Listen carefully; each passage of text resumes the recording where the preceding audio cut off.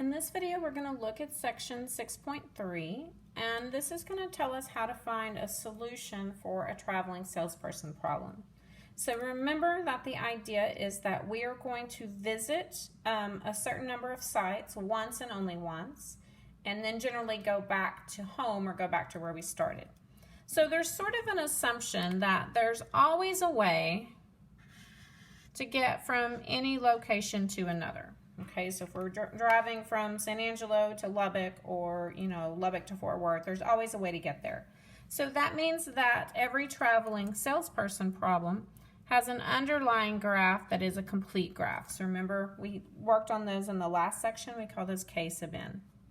So what we'd like to do is we'd like to find what's called an optimal tour. So this means we do a Hamilton circuit. We go everywhere and then we go back home, but we want to do this with the least total weight possible.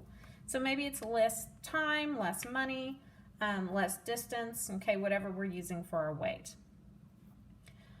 So what we are going to do in this section is what's called the brute force method. And the name doesn't sound particularly pleasant. So what we do here is we find all possible tours, which is just another way of saying Hamilton circuits,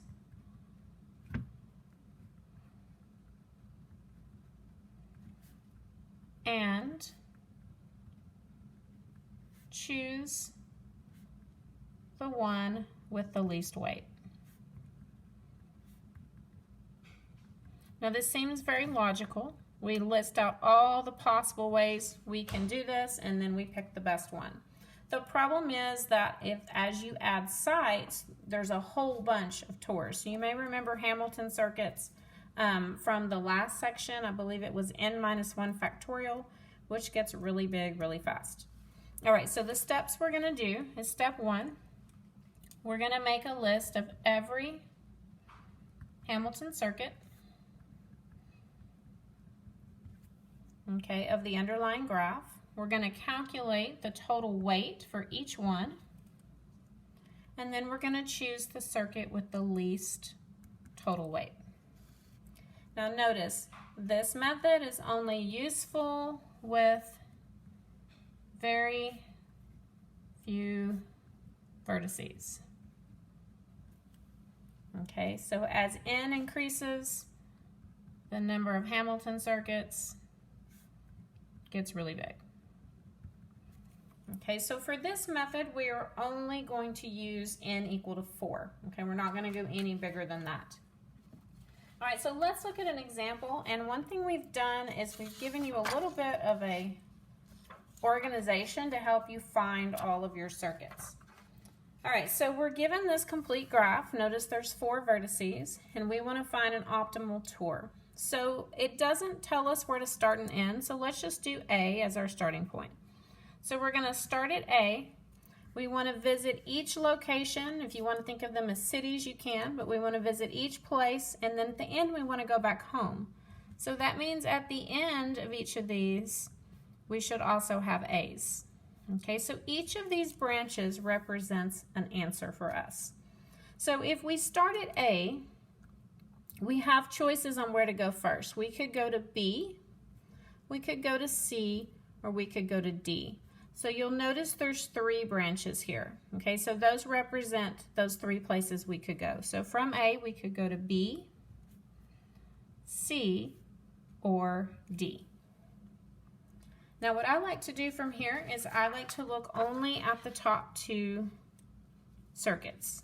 Okay, so both of these assume that I start by going A to B. So if I've been to A and to B, the only places I haven't been are C and D. So I could go next to C or to D.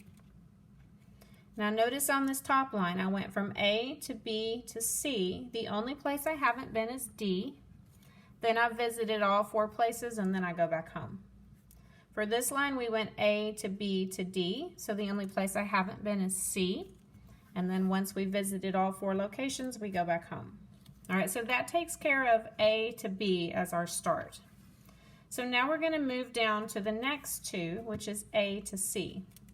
So if we go from A to C, The two places we have not visited yet are B and D.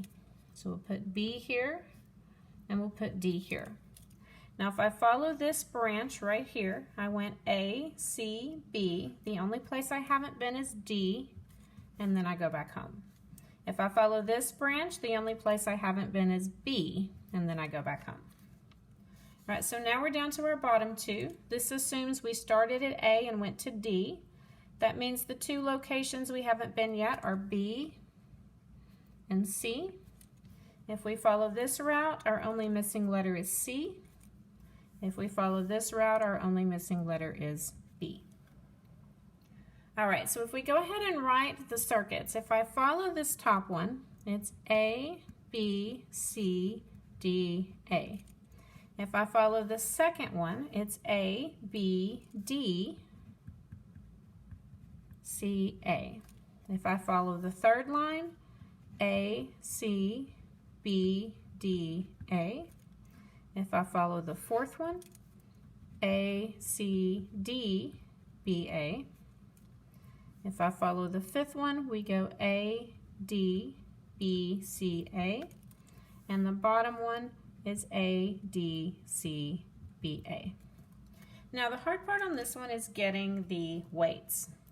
So I'm going to go through and fill these in. I'm going to start with this top one. So A to B, I know that weight is 48. From B to C, I know that weight is 32. C to D is 18. D to A is 22. So if I add those together, I get 48, 32, 18, and 22. That has a weight of 120. And so now I want to do the second branch. I've already done A to B. So B to D, that's across here, that one's going to be 20. So the 20 goes with this one. The 28 goes with A to C. So B to D is 20. I went D to C, that's 18. And then C back to A was 28. So if I add all those together, I need 48, 20, 18, and 28. And that gives me 114. All right, moving on to the next branch. A to C is 28. C to B is 32. B to D is 20. And D back to A is 22. So I add up 28, 32, 20, and 22, and I get a total of 102. All right, so doing my fourth branch, A to C is already listed. C to D, that's going to be here, that's going to be 18. D to B is going to be 20, and B to A is going to be 48. All right, so 28, 18, 20, and 48. Now notice that this number looks a lot like this one. If you take a look at this circuit, if you list it backwards, it will be the same as this one. So these two should have the same weight. All right, we're down to our last two. We have A to D, that's going to be 22. We have D to B, that's going to be 20. B to C is going to be 32. C back to A is going to be 28. So we add up 22, 20, 32, and 28. I get 102. So if I compare it with the other 102, if I do this one backwards, it should be the same as this one.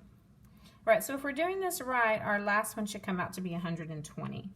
So I've already got A to D. D to C is 18. C to B is 32. And B to A is 48. So 22, 18, 32, and 48. And it does come up to be 120. Now when it comes time to choose your answer, you want the one with the least weight. So there'll actually be 2. Okay, so you're going to have to make sure you write out your answer on here. So your optimal tour will be ACBDA or ADBE. BCA, which is just a reversed version of this one, and the weight is 102. So you need the two solutions and the weight.